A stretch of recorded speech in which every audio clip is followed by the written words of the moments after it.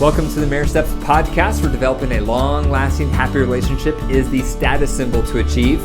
And following my 6 marriage steps is a path to help get you there. I'm your host, Dr. Wyatt Fisher, a licensed psychologist specializing in marriage counseling. The Marriage Steps podcast is listener supported, so to help keep it on the air so couples worldwide can receive hope for their marriage, please consider becoming a monthly supporter by going to patreon.com/marriage steps. A quick announcement is I'm in the process of trying to gather more reviews on my podcast. And the reason is because the more reviews I get, the higher my podcast will appear on search results. And then more couples can find it and receive tools and hope for their relationship. So I want to thank you, first of all, if you're listening to this and you've already left me a review, thank you. And if you're listening to this and you haven't left me a review, please do so today. Scroll down at the end of the episode and leave me a review on whatever platform you're listening to me on, and I greatly appreciate it. The marriage tip of the day is spice things up in the bedroom. When was the last time you intentionally spiced things up in the bedroom? A lot of us don't. For a lot of us, it becomes last priority because life is busy, life is stressful, and if we're not careful, the bedroom can start feeling like vanilla ice cream. Boring. It becomes predictable. It becomes the same thing every time, and then we lose interest. So this week, I challenge you to consider how to spice things up. Talk about it with your partner. Talk about what you would prefer to spice things up. Talk about what they would prefer. Would that be different positions you would try? Would that be different places in the house you would try it in?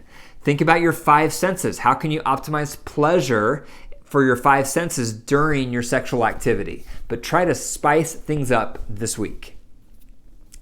The marriage joke of the day is, if you want to have a successful marriage, rule number 1, your wife is always right. And rule number 2, if you start thinking you're right, remember rule number 1. Okay, the marriage message of the day is 4 steps to putting your marriage first. 4 steps. The first step is creating a routine of having 4 nights together of at least 2 hours. Now, it doesn't have to be at night. It can be during the day. But for most couples who have kids, the nights work the best. But you want to have 4 pockets a week of at least 2 hours together without kids and without tech. So that's 8 hours.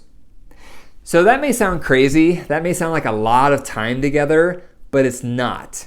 Think about how much time you had together when you were courting, when you were dating.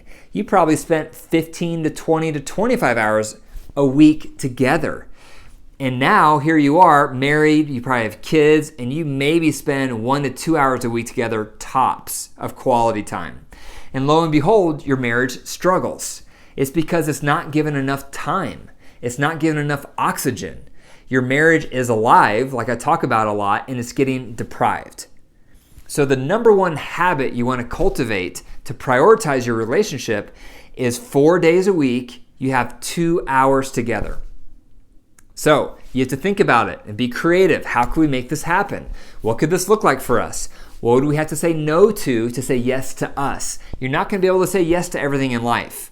And if you're going to prioritize anything, prioritize your marriage. Think about your days as a fishbowl, and you only have a finite amount of time. And a lot of us put in everything else first. We put in work, we put in hobbies, we put in TV programs, we put in friends, we put in tasks around the house.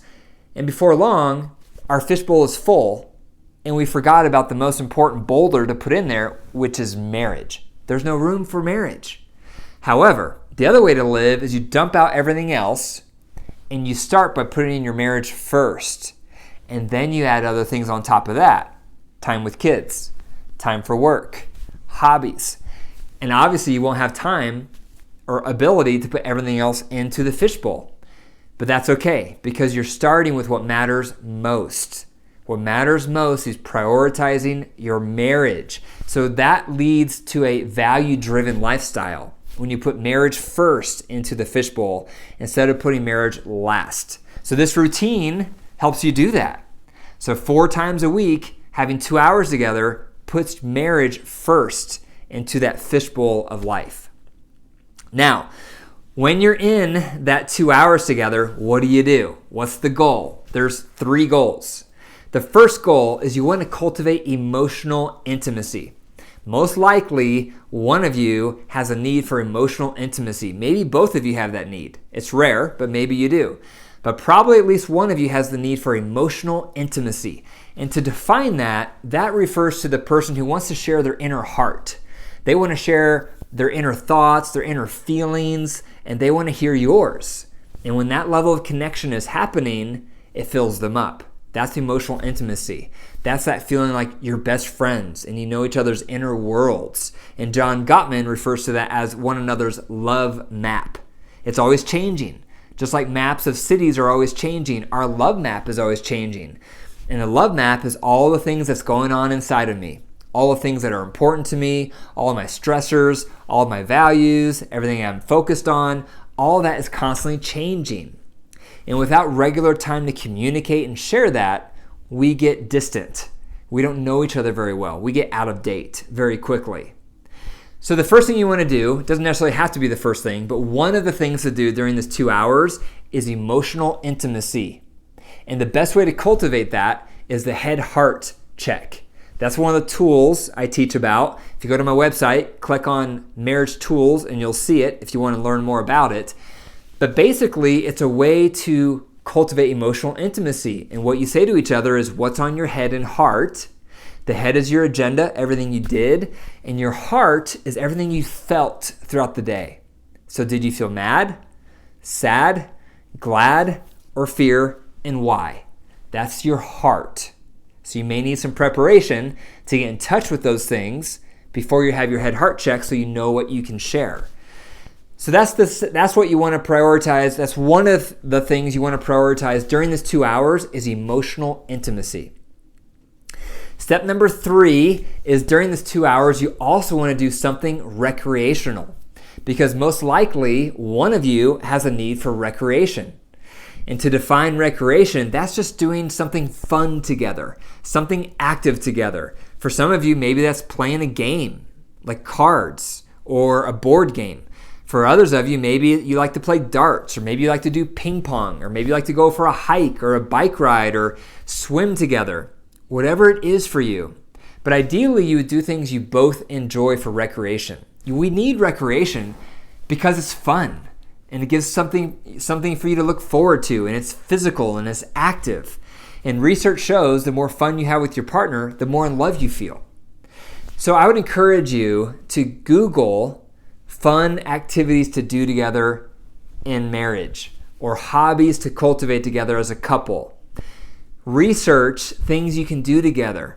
You'll find probably a list of 50 things or more that are activities couples can do together. And then look at that list together and then pick and choose. Which ones would you both enjoy? So you get a list of 4 to 6 things you both would enjoy doing together. Because this is so common for couples to drift apart and to feel like they have nothing in common anymore. And they go their separate ways and they cultivate their individual hobbies. And it's okay if you have individual hobbies, but you want your main things, your main hobbies, your main recreational focus to be things you both enjoy. And that's not going to happen by accident. You have to intentionally nurture that. I was just communicating with someone the other day, and he was saying they've been married a long time, but they just don't have any things in common anymore. And that is so common. So intentionally research this week common activities for couples, and then pick 4 to 6 you and your partner would both enjoy. Then during this 2-hour chunk you have, do at least one of them for recreational time together. Number 4, the next thing you want to do during this 2-hour chunk together is sensual activity. Not sexual necessarily, but sensual. And the reason for that is because probably one of you has the need for sensual time together. So to define my terms, when I say sensual activity, that does not include sexual touching. Sensual activity can be cuddling.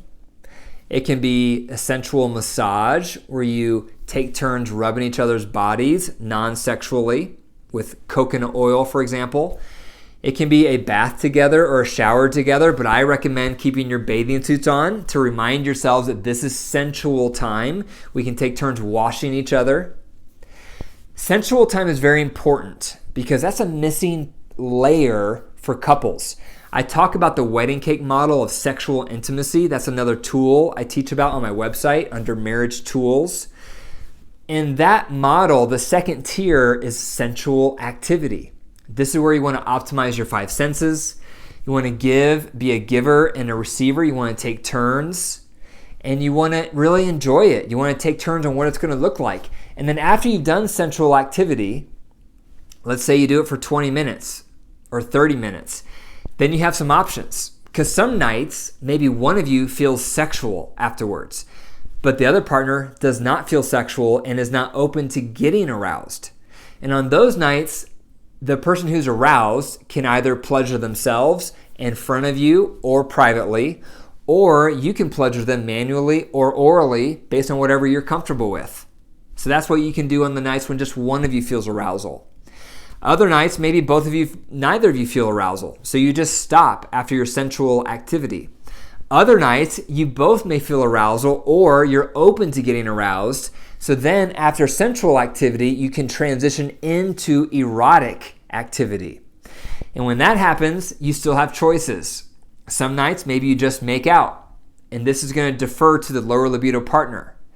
Other nights, maybe the low libido partner is open to everything above the waist, and so that's what you do. Other nights, maybe they're open to everything above and below the waist, manually and or orally. So that's what you do. Other nights, they may be open to everything, including intercourse. So that's what you do. So you defer to the lower libido partner because what you want to do is bring back choice and voice to the lower libido partner. Because often they fall into the trap of obligation sex. And then they're showing up physically and going through the motions, but that's going to lower their libido. And it's also not satisfying to the high libido partner because they're getting your body but not your soul. So this idea of starting with sensual activity, and then on the nights when you both feel arousal or open to it, you move up to sexual activity. Just remember, you still have choices. You still have options. View sexual connection as a buffet. There's different things you can pick and choose from. And get away from the mindset that it has to be intercourse or nothing at all. Because if that's the approach, a lot of times the low libido partner will choose nothing at all because they're not up for intercourse. So that's the 4 steps to prioritizing your marriage. Number 1, carve out 4 pockets a week of 2 hours together without kids and without tech. Number 2, within that time, cultivate emotional intimacy through the head-heart check. Number 3, during that time, do something recreational that is fun for both of you. And number 4, during that 2-hour chunk, make sure you do some type of sensual activity. Thank you for listening to the Marriage Steps podcast. If you enjoyed the episode, pause right now, take 5 seconds, and please leave me a review. For more marriage resources, be sure to go to my website, drwyattfisher.com. And if this Marriage Steps podcast has helped your relationship, please email me, info@drwyattfisher.com. I would love to hear your story, and I would love to have you on the podcast because your story will inspire other people. And remember, your marriage is alive. So if you cultivate it and nurture it and put it first, it will grow. But if you deprive it and neglect it and put it last, it will suffer and die. The choice is up to you. Take care.